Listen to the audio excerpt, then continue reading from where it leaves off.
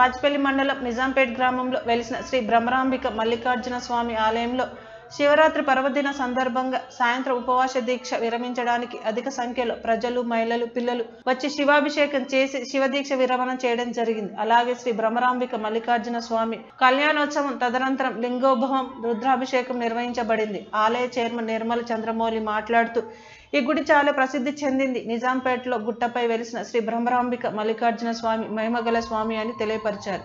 ఈ గుడికి వచ్చిన అభిషేకం చేయించుకుని పూజా కార్యక్రమం నిర్వహిస్తే భక్తుల కోరికలు తీరుతాయని అక్కడ ప్రజల నమ్మకం.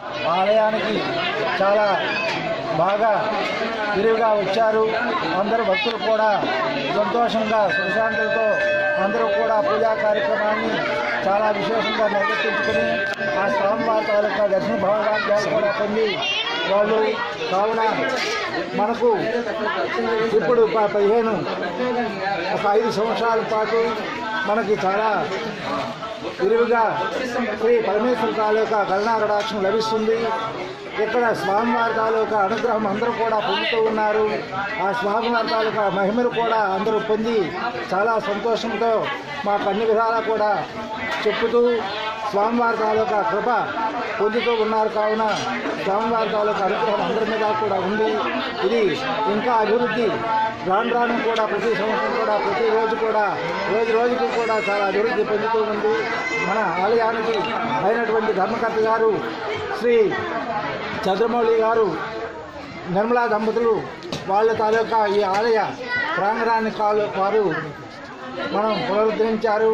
కావున భక్తులు 50 మందికి కూడా ఇటువంటి మహా సందర్భ కాలంలో మన ఆలయాన్ని ఇంకా అభివృద్ధి చేస్తూ సకల భక్తులు కూడా వచ్చి ఆయురారోగ్య సౌభాగ్యాలు కూడా పొందుతారని మరీ కోరుతూ ఆలయ అర్చకునిగా ప్రార్థిస్తూ అర్థిస్తూ ఉన్నాము.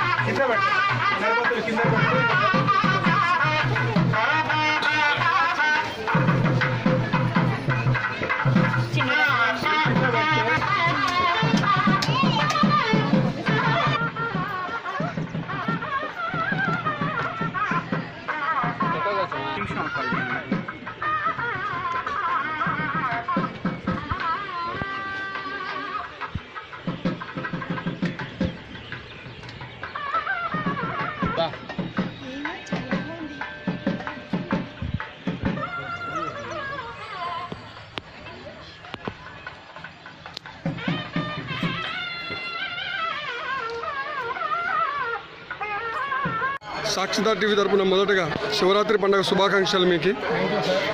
మీరు ఈ బ్రహ్మరాంబిక మల్లికార్జున స్వామి గుడి ఎంతో అభివృద్ధి చేయడానికి చాలా ధర్మకర్తగా మీరు చాలా కృషి చేయడం జరిగింది. దీనికి మీ సహాయ సహకారాలు ఏ విధంగా మీ స్పందన? ఫస్ట్ మనకు భగవంతుడు ఒక కార్తీక మాసం రోజు ఇక్కడ దీపారాధన చేయడం వచ్చాడు.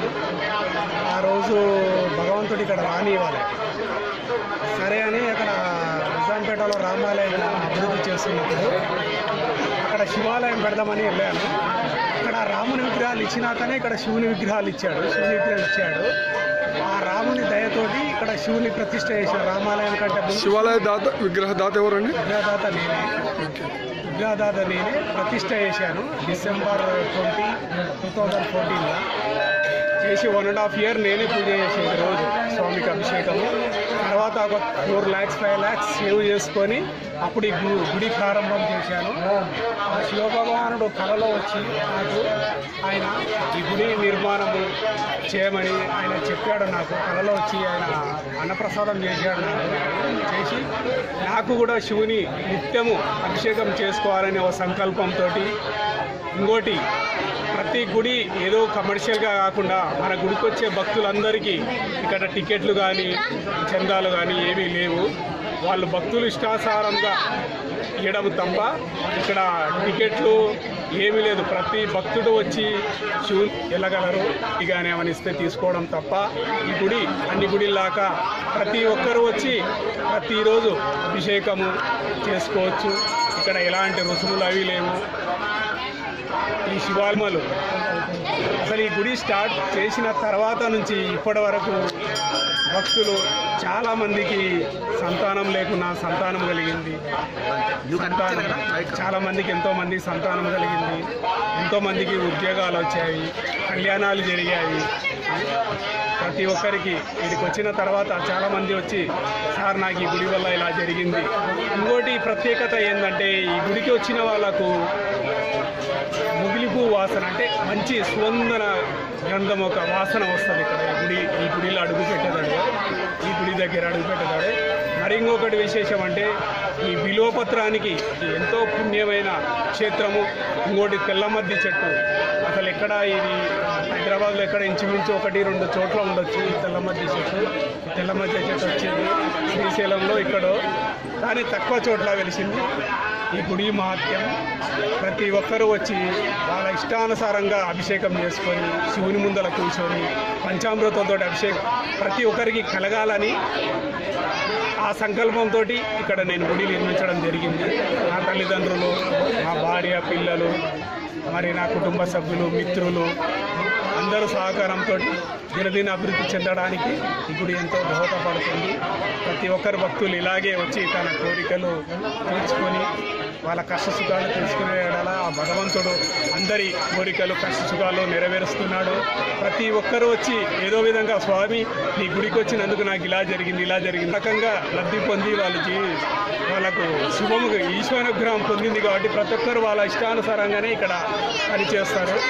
ఇక్కడ ఎలాంటి ఎవరు చెప్పినా వాళ్ళ ఇష్టానుసారంగా వచ్చేది. ఇక్కడ ప్రతిరోజు కార్యక్రమాలు చేసుకొని ఊడవడం కానీ, శివునికి వాటర్ తెప్పియడం కానీ, కడగడం కానీ, బంటలు కడగానే శివుని విగ్రహాలు పూజ చేయడం కానీ వాళ్ళ ఇష్టానుసారంగా చేసుకుంటారు. ఇది గుడి ప్రత్యేకత.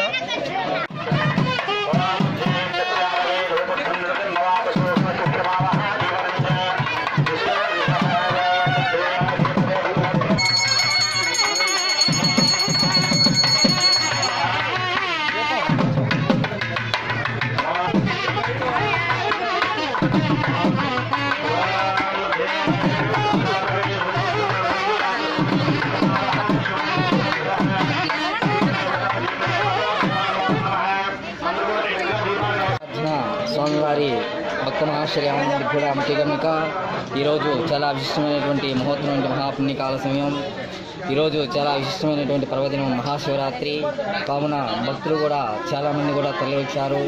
మన ఈ భ్రమరాంబిక మల్లికార్జున స్వామివారి మన ఆలయ ధర్మకర్త అయినటువంటి కె చంద్రమౌళి నిర్మలా దంపతులు కూడా దీన్ని ప్రతిష్ఠించారు. కావున ఈ ఆలయం ఇలాగే అభివృద్ధి చెంది అలానే ఆ పార్వతీ పరమేశ్వరుల తాలూకా ఆశీర్వాదాలు పొంది ఆలయ ధర్మకర్త అయినటువంటి చంద్రమౌళి నిర్మలా దంపతులు కూడా స్వామివారి ఆశీర్వాదం పొంది సుఖశాంతితో వదులుతారు.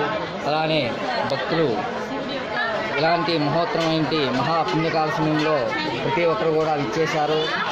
అలానే ఆ పార్వతీ పరమేశ్వరి తాలూకా లింగోద్భవ కార్యక్రమం అనగా ఈరోజు 12 గంటలకు లింగోద్భవ కార్యక్రమం అనేది మనం ఆలయ ప్రాంగణంలో జరిపించబడుతున్నది.